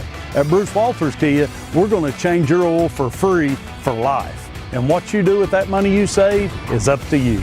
Come check out the 2022 Kia Carnival and the 2021 Kia Sorento. Only at Bruce Walters Kia in Pikeville. Or shop us online at brucewalterskia.com. And we are back here on the D&D Sports Network Startup Morning Show. This segment is sponsored by Mingy Beef Jerky, the #1 beef jerky in the business. Go to your local convenience store today and grab you a bag of one of their 7 delicious flavors. JJ Pruitt, Darryl McCoy, and JJ, we have Shelby Valley big center/power forward Sadie Johnson with us. Oh, wow. Sadie, thanks for joining us. Thanks for having me. Yeah, JJ, I always let you start this thing out, so you can have Sadie first. Well, Sadie, it's nice to meet you. I tell every single player that I interview that I'm learning about all the local athletes each and every day. And one thing that stood out to me is you were the first true power forward/center that we have had a chance to interview. So my question to you is, who would you say your style is more like? Would you say your style is more of the aggressive side, or would you say you're more of a finesse player whenever you're down low? I would say it's more of the aggression style. Once I get it down low, my mind is to scoring. I just start working, and I do anything to put it in the hole. Yeah. That's terrific. And I noticed you're a sophomore this year, correct? Yes. And last year you averaged 11 points per game and 6 rebounds while shooting 74% from the free throw line. So my question to you is, what do you think is one thing that you should improve most on with your game this season? One thing I've definitely been working on, like during off season, is my defense. I know what I can do on offense, and I know I have the power to do anything I want, but I really am looking to improve my game on defense. Absolutely. And have you had a chance to work on your game a little bit this summer, or have you had, been a little bit different? Oh, that's terrific. I've been working all around this summer, really, with AAU, and I've just been working on my own game. So I have been working. Well, that's awesome. Well, Sadie, obviously, JJ's new to the area, new to the scene. I mean, you're definitely not new to me. I know what you can do. I've seen you do it since you was probably in 3rd, 4th grade. But, this year here is going to be a little different. I mean, your 7th grade year, you had Cassidy Rowe and them. Well, that's probably your 6th, and then 7th grade year. You had some veterans on that team, and then last year you had Zoe, Jazzy, and the crew. This year, you are the leader. So right now, what's it like? Like, are you working this summer as hard as you need to be the leader of this team? Well, I've realized from when I started playing varsity in 7th grade that one day I will have to take it and I'll have to lead. And over the years, I've kind of matched my energy with the leaders of the team to prepare myself for when I have to lead. And I believe I'm prepared for it this next upcoming season. So I think I can do it my sophomore season. Yeah. And, the thing is, last year, y'all probably had the best all around front court with you and Zoe. Zoe, she suffered with injuries her whole career, and if she wouldn't have had injuries, it would have been really neat to see where Zoe would have ended up. But you're a little different. You're more of the Alyssa Ellswick type. You can step somebody out, face them up, drive around them. You can run the floor, and then if you have to, you could take them with your back to the basket. Who are some of the players that help round your game out and help, kind of have an impact on your game? Well, ever since I was younger, like my family, we're a basketball family. We're all very competitive. And my dad, he's really taught me everything I know. So he's constantly helping me and perfecting my game. So I really look up to him. And also my mom played basketball. And growing up, like my brother, I've always looked up to him. He's a great player. So we've always one-on-one each other, and I feel like that's helped my game as well. Well, your brother, he's also one of them players that suffered injuries, but I'm looking forward to seeing with a healthy season under him what he can do in not only basketball but football too. But having your brother in the house that's a big time athlete too, do y'all help drive each other? It does help a lot. We go head to head, causes a lot of arguments, but I love it, honestly. Well, this year, that's the thing this year. You're going into your sophomore year. You're going to have a lot of weight on your shoulders, but you do got some young talent, coming up. I mean, you got Miley Riddle. You got you got shoot. What's the? I'm having a. We got Lindsey Baldwin. Lindsey Baldwin. Yeah, that's who I was. Yes. Lindsey, you got Lindsey, Miley. You got a couple more. You got the Bower Sock girl. Yeah. Do you understand, like, are you ready to win now, or do you understand, like, okay, we might have to be patient till we can get these girls a little bit of experience under their belt, and then how are you looking at this year? I'm always ready to win. My mentality is I want to go out there and be successful and do what it takes to win. But it is hard to understand that I do have younger girls in my team, and I try to mentor them as much as I can. But I believe these next few years that we're going to shock a lot of people. We might even shock people this season because we have worked very hard these past few years, even though we are young. Yeah, y'all was one of the surprises of the summer that I'd seen. Y'all that lot better than that lot further along than I ever expected.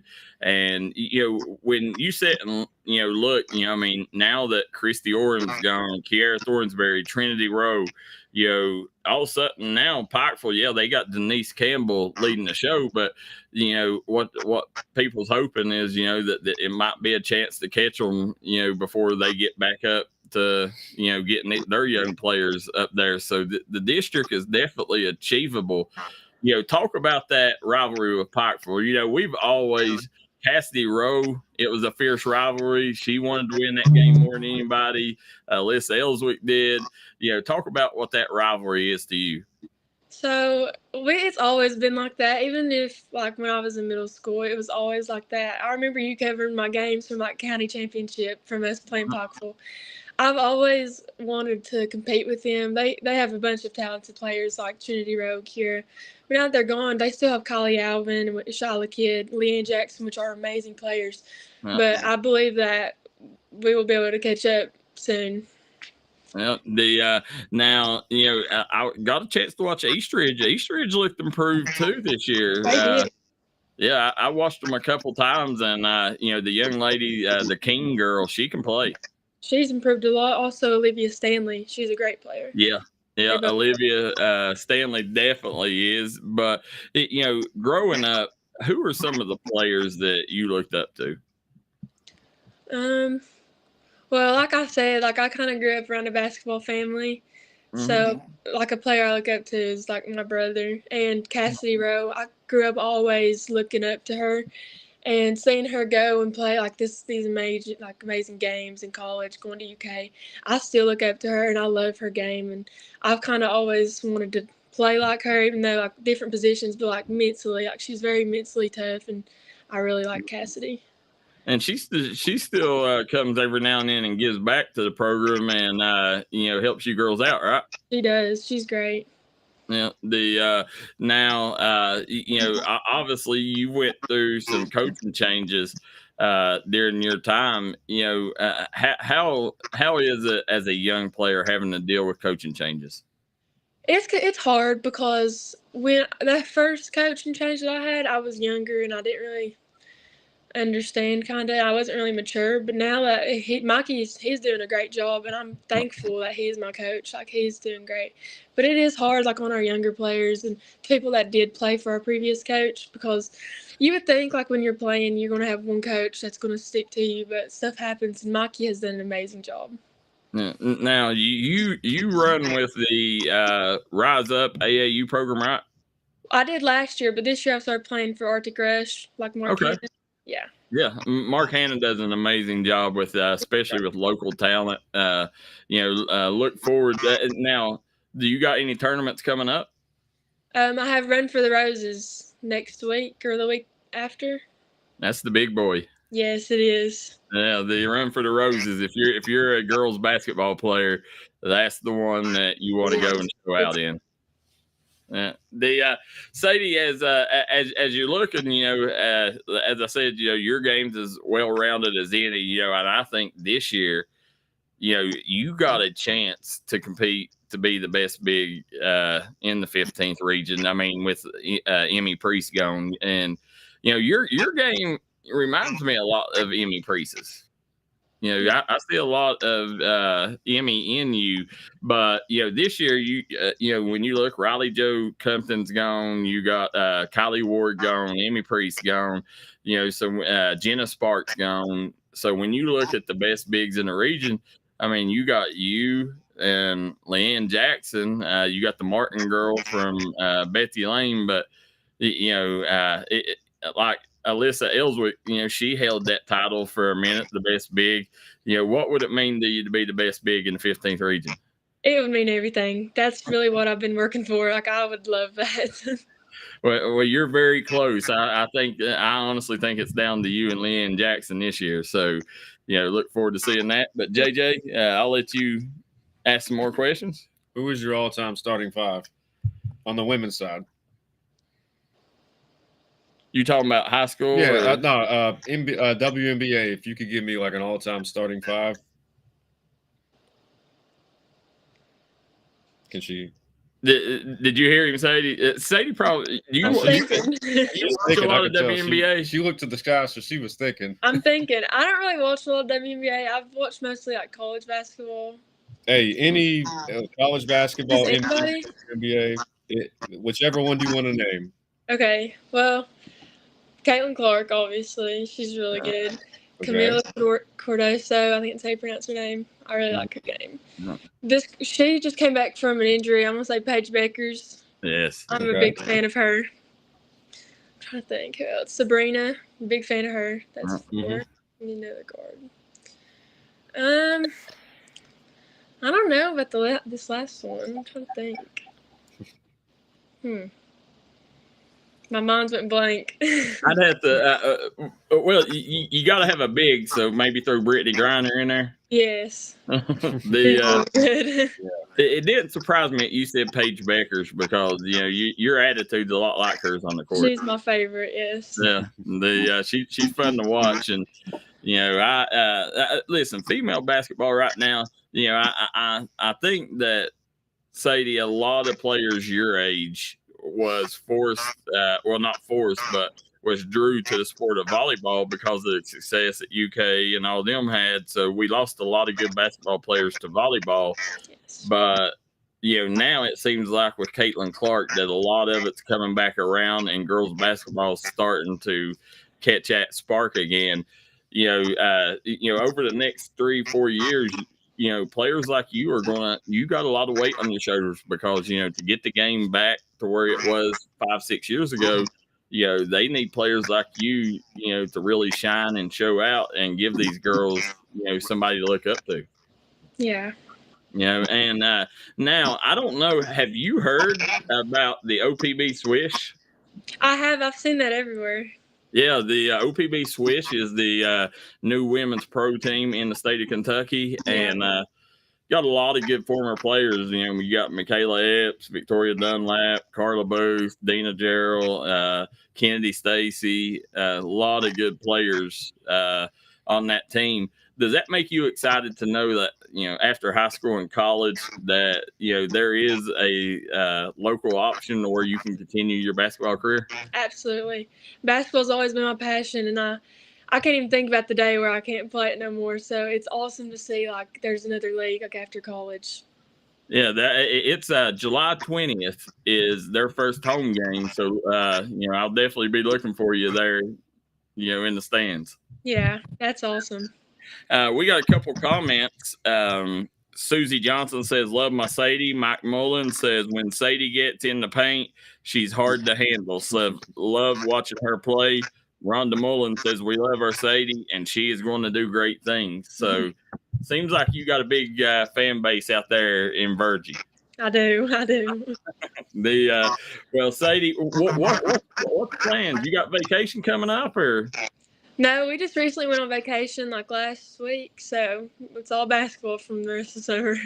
Yes, ma'am. So, Sadie, we look forward to seeing what you do this summer. I'm going to try to get out and watch you at the Run for the Roses. I'll try to get down there and see what you do. But, the big thing, this season, Shelby Valley is going to be as good as Sadie Johnson is, and, one thing that when I watched you this summer, it seemed like this summer that you was trying to allow the younger girls to, really do their thing. And, you wasn't as aggressive as you normally was. Yeah. Was that by design? Was you trying to, let them kind of get their feet wet? Well, during the summer, I'm kind of focusing on my teammates, especially where we do have younger girls. So I kind of want them to experience high school basketball because it is very different from middle school. So I'm trying to get them involved because, like I said, I'm always ready to win and I have expectations. Yeah. So I'm trying to get them used to it because, again, it's very different from middle school. So I'm trying to get them kind of get their feet wet. Yeah. Well, Sadie, I am stoked to see what you do in the upcoming season. I'm stoked to see how you finish AAU season, and look forward to hopefully seeing you on July 20th up there at the OPB Swish game. And just make sure you keep us updated here on what you're doing. And I have no doubt great things ahead. And remember, when we talk on the grind session come December, you got to put in enough work to make sure you're that number one big. Yes. All right, Sadie, tell the family we said hi, and thanks for joining us. Thank you for having me. All right, guys, that is Sadie Johnson, the Sadie Shelby Valley Forward. Unbelievable young lady. Absolutely. Yeah, very well spoken, and she seems very optimistic that, she's got that mentality that, this isn't a rebuilding season. We're going to come in, we're going to do everything that we can to win, and with that attitude and that work ethic that it seems like she has, I think they have a chance to do something good next year. All right, JJ, we're going to take a quick break. We still got a ton to go over. Come right back and join us here on the D&D Sports Network Startup Morning Show. Walters Kia. By now, you know Kia is a great vehicle, and you know they come with a 10-year, 100,000-mile warranty. So why should you buy from Bruce Walters Kia? At Bruce Walters Kia, we're going to change your oil for free for life. And what you do with that money you save is up to you. Come check out the 2022 Kia Carnival and the 2021 Kia Sorento. Only at Bruce Walters Kia in Pikeville. Or shop us online at brucewalterskia.com. Started right here on this farm. We may have grown over the years, but we've never lost sight of what was important to us.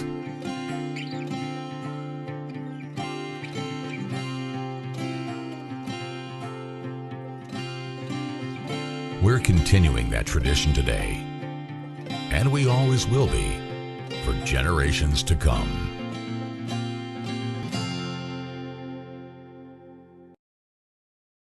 Oceana Discount Tobacco today. Nobody can beat Oceana Discount Tobacco's great prices or their great services. You're treated like family from the second you walk through the door. We want to thank Oceana Discount Tobacco for sponsoring today's events. Go follow them on Facebook.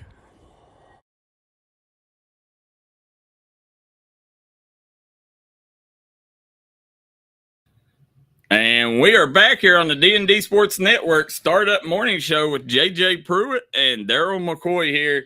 Had Sadie Johnson, Derek Bowling. I was very pleased with both these guests. I mean, they was two great interviews. Absolutely. And, the first one, he was very good. He was a very good talker, and he seemed like he really loved the community, and he wanted to do everything he could to make it better for the kids in the future. And, I look forward to having another conversation with him for sure. He does more than anything. And, JJ, I just seen on the news a headline go across, Joe Biden blames international travel for why he performed bad in the debate. So him being 89, 92 years old had nothing to do with it? I guess not. But he said that, that's why he said he was sleepy, and said that's why he was like that. Well, my question is, why is every interview like that? Yeah. I mean, the nickname, what was his nickname? Sleepy Joe. Sleepy Joe, yeah. I mean, I saw a video not too long ago, and it was a debate that he had in like 2012. Yeah. And seeing the way that he was speaking and conducted himself, like he was on point with everything. I mean, his mind seemed really sharp. And then fast forward to 2024, it's a completely different person.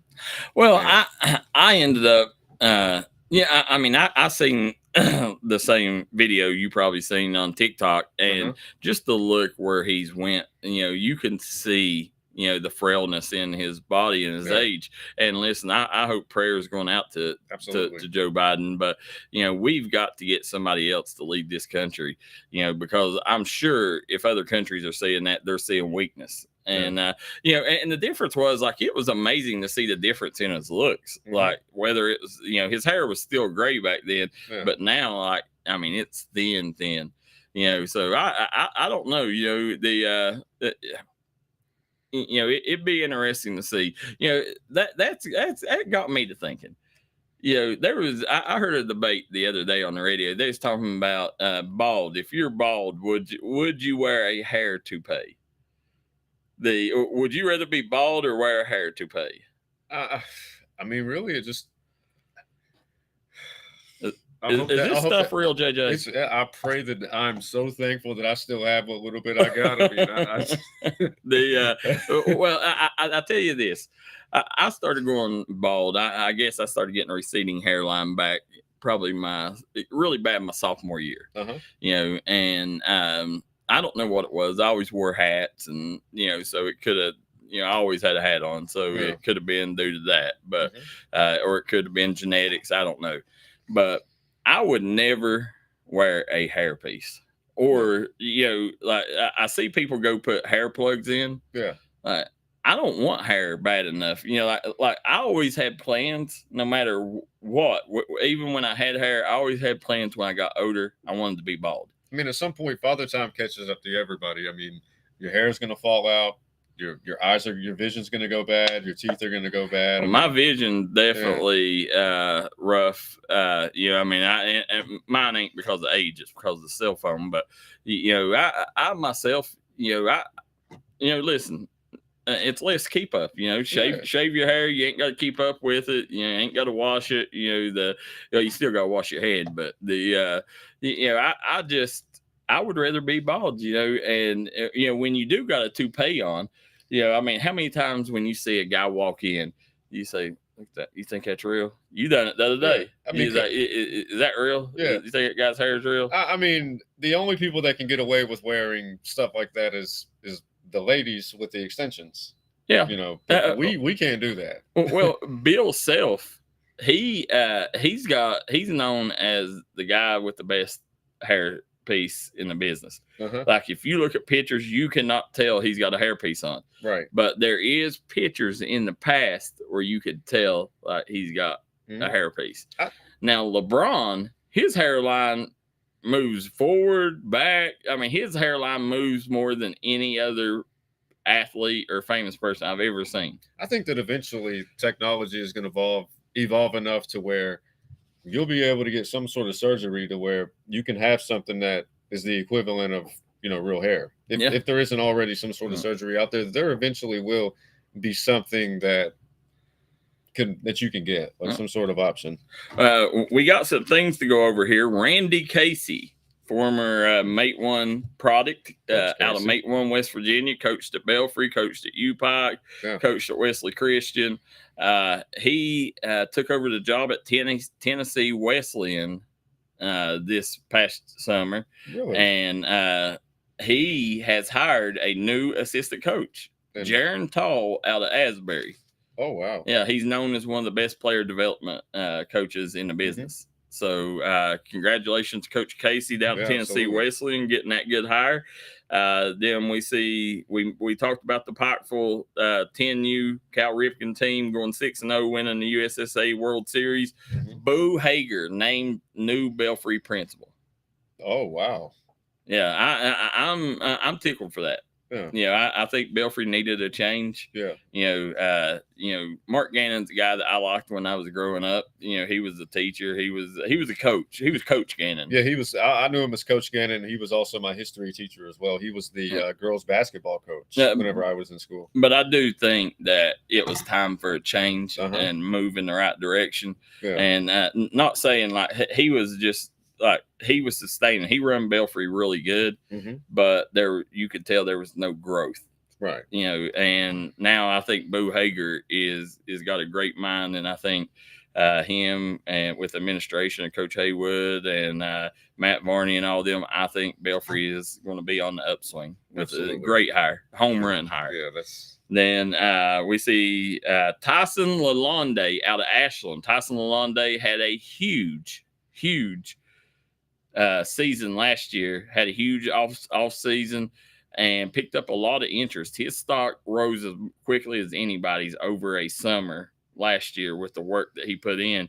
He recently committed to Shawnee State, so he'll be staying close to home, playing in Portsmouth, Ohio, there with the Shawnee State Bears. It's always nice to see people close to home. Yep. Mark Hatcher hired as Logan head coach. That was huge. Yeah. You get the familiar face. You get somebody that's going to get, players will go to play for Mark Hatcher. He's a man of the city. Huge hire for the Logan Wildcats. And then We talked a little bit earlier about Sophie Atkins going to Asbury. So that was a few of the things come across. Kemba Walker retires. Man, he's pretty solid. He's 4-time All-Star. Yeah.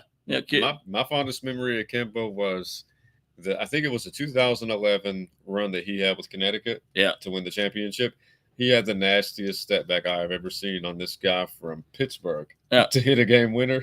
Speaking of short guards, did you see where Nate Robinson is got a kidney? And I watched some stuff on Nate Robinson. For people that don't know, Nate Robinson played for the New York Knicks, one of the shortest players. I think he won the dunk contest, right? 3 times. Yeah. Which is a record. So Nate Robinson, 3-time winner of the dunk contest. I seen a video back about 6 months ago where they was talking. He may only had like 6 months to live. Jesus. Yeah, and but he ended up getting a kidney, I heard. So that's wonderful. Yeah, that's awesome. He was on the kidney list. Yeah, and or I don't know if it's kidney or liver, but it was one of them. But Kemba Walker retires. Noah Laws breaks the U.S. Olympic record for the 200 meters, 19.53. Now, 19.53. To put that in perspective, first of all, can Noah Laws win gold in the Olympics? And second of all, he broke the U.S. world record, but will he break Usain Bolt's record of 19.1? That's the question, JJ. No. So no way. 0.4 of a second. He can't. I don't think. I mean, for those that run track, I mean, they'll get it. They'll understand like 0.1 of a second. Like, his time was 19.53. I mean, you may see somebody go 19.6, but to go from 19.53 to 19.19, he's gonna have to really kick it into overdrive to even have a shot. Yeah, that's and listen, Usain Bolt, I don't know that his record will ever be touched. I don't think it will. No, I don't either. 19 point. Well, I don't know. You got athletes bigger, stronger, faster, but man, it would be hard to beat that. And what's crazy about him is he could have went even faster. It's like the 100-meter record. I believe it's 19.58 that he ran. Yeah. If you look at the previous year, whenever he ran in the Olympics in 2008, he let off the gas. Yeah. And ran a 9.6. So I mean, guys. By the way, we covered Pike County earlier, and 2 famous nightclubs in Pike County was the Mark II, and Marlowe's. The Mark II, that's right next to the bank. Yeah, I've been there a few times. Yeah, the Mark II, but Marlowe Tackett was a guy that done a lot for the community. It was a BYOB place. Oh, really? Your own beer. Yeah. So I miss some younger days at Marlowe's. I really that's one place I wish was still around, was Marlowe's. Yeah. Let us know what you think, what restaurant, bar, whatever you would like to see. Nightclubs, they've become obsolete now. I mean, why do you think nightclubs have become obsolete? I mean, I think it's a combination of different things. I think that the price of everything is just increasing and a lot of people can't afford them. I think the dating apps make it a lot easier for people to meet, women or girls to meet guys. And then also I think that people just don't know how to socialize in person anymore. I think that these right here is what done nightclubs in. Absolutely. Because now, if you want to meet a girl, you just message her on Facebook or message her on a dating app and keep swiping right until you get a match. Or on Tinder, you go meet them that way.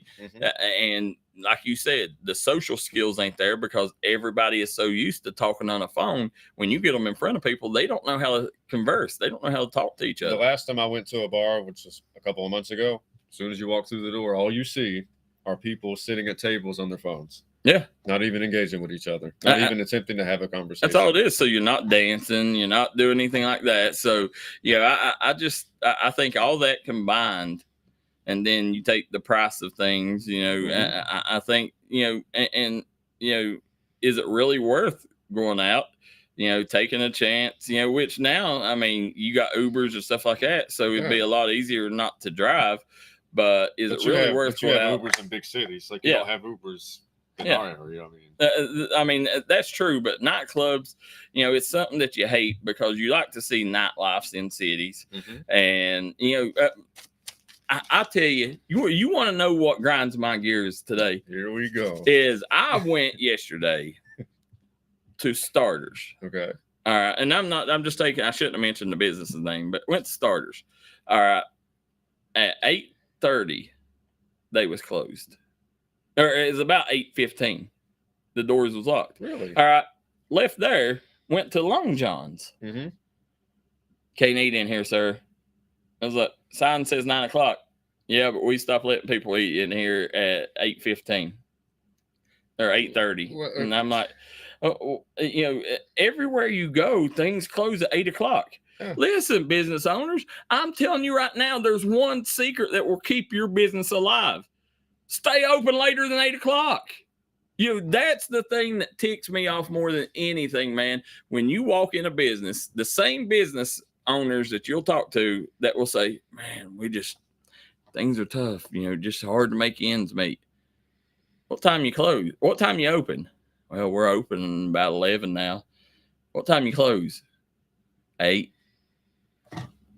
I mean, listen, during football and basketball season, you can make enough off after ball games, staying open after ball games, that to be able to, you can, everybody wants to go eat after ball games. Everywhere I go, I want to eat after a ball game. I want to, but there's nowhere to eat. Nobody stays open. So when I was in middle school, after a Mate 1 basketball game or a Mate 1 football game, the thing to do was to go to a restaurant. Like, we had a specific place. I'm not going to name the business or anything, but there was always a place that we would go to specifically to get together. And Belfry, you go to Pizza Hut or you go to the bowling alley. Well, that's where you. When you went to Giovanni's. And that's where you go. And like now, the good thing about it in Mate 1, Trailhead does stay open. So you'll be able to get it over there. Spot to go to. Yeah, that's the place to go. But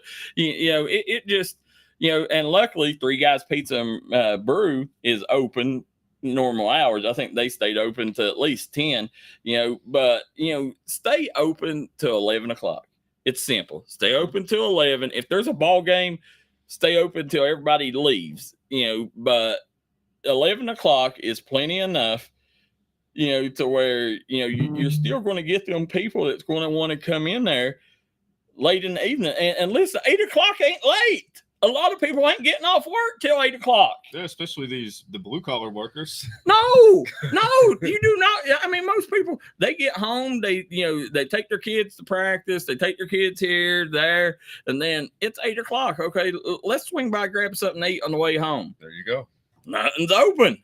I mean, you want to know why businesses go under, and the same businesses will start their businesses, JJ. They will start them with the plan of closing at 8 o'clock. Yeah. Like, what? And then the only option that you have is to go to a grocery store to get food to cook that you don't have time to cook. So, listen, it really ticks me off, man, to see this, because, and it's not, I'm not mad at the business. I'm mad that you ain't doing what can make your life easier and keep your business alive. Or maybe they're convinced that by 8 o'clock they've just given up and they don't think anybody's going to show up. Now I get it. Yeah. That's probably most of it. And like there's going to be days where from 8 o'clock to 10 o'clock you might get 1 or 2 customers, but guess what? There's going to be 2 or 3 days a week where you're going to get 10, 11 customers. Yeah. And it's going to help feed, and especially